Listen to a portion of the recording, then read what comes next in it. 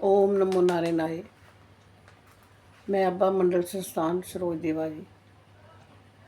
आज हम कार्तिक महात्म का तीसरा अध्याय शुरू करने जा रहे हैं कि कार्तिक मास की कथा सुनने से क्या क्या फल प्राप्त होते हैं और किन किन पुण्यों का फल हमें मिलता है।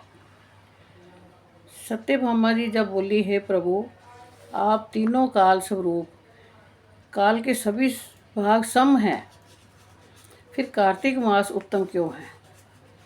यदि समय के जो 12 मास हैं ये समान हैं, तो फिर ये कार्तिक मास उत्तम क्यों है? प्रभु, तिथियों में एकादशी और महीनों में कार्तिक का महीना ही क्यों प्रिय है आपको? श्री कृष्ण बोले, हे प्रिय, एकाग्रचित्त होकर वेणु के पुत्र पृथु और महर्षि नारद का संवाद सुनो। जिसे पृथु ने नारद जी से पूछा, तब नारद जी ने कार्तिक मास की महिमा बताई। नारद जी बोले, सागर का पुत्र शंख नामक राक्षस त्रिलोकी को मथने में समर्थ हुआ। उसने सभी देवताओं को स्वर्ग से निकालकर इंद्र आदि के अधिकार छीन लिए। सभी देवता डर के मारे अपने स्त्री पुत्रों सहित बहुत दिनों तक सुमेरु पर्वत की गुफा में रहते रहे। जब देवता गुफाओं में रह रहे थे, तब शंखासुर ने सोचा कि मेरे देवताओं को जीतने पर भी वे बलवान हैं, ऐसा मालूम होता है। ऐसा वेद मंत्रों से युक्त होने के कारण है, अतः वेद मंत्रों के हरण से वे बलहीन हो जाएंगे। ये सोचकर इसमें महत्ता जो बताई गई है वेद मंत्रों की बताई हुई है कि वेद मंत्रों में बड़ी शक्ति है। जब हम वेद का उच्चारण करते हैं और उसमें जो वाणी है शब्दों की, उस वाणी पर ध्यान दिया जाता है, तभी वे बल प्राप्त होता है।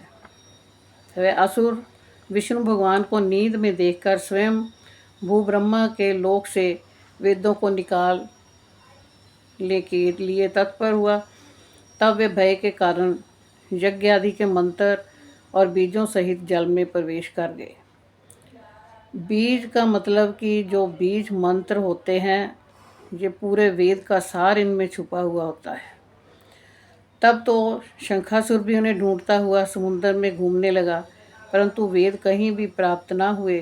पीछे से ब्रह्मा जी सभी देवताओं को संग लेकर पूजा सामग्री इकट्ठी कर वैकुंठ में विष्णु भगवान की शरण में गए।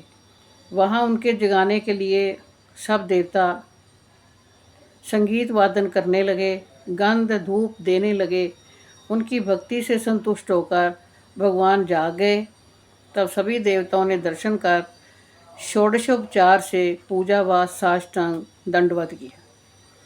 तब भगवान विष्णु उनसे कहने लगे, हे देवताओं, मैं तुम्हारी पूजा आदि मांगलिक कार्यों से प्रसन्न हूँ और तुम्हारी अभिलाषा पूर्ण करने का वरदान देता हूँ।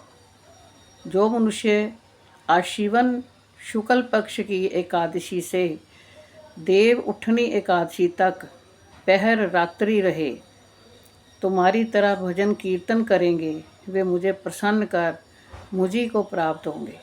आजकल रात्रि में रहते तो हैं, रात भर जागते भी हैं, लेकिन किसके लिए? मोबाइल फ़ोन के लिए, या इधर उधर की बातें करने के लिए, या पार्टियों में जाने के लिए। इसलिए तो हम जाग सकते हैं, लेकिन भजन कीर्तन के लिए नहीं।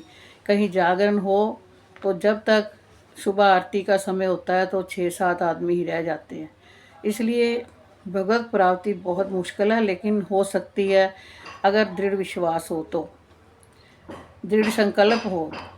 मेरे लिए लाए हुए पाद्य अर्घ आचमन आदि अनंत गुण होकर तुम्हारे सुख का कारण होंगे। शंखासुर द्वारा हरण किए हुए जल में स्थित वेदों को मैं शंखासुर को मार डालूंगा। जब वे बीज मंत्रों सहित सब वेद प्रतिवर्ष कार्तिक मास में सदा जल में निवास करेंगे। मैं आज से जल में रहूँगा। तुम लोग भी संपूर्ण मुनियों सहित मेरे साथ आओ।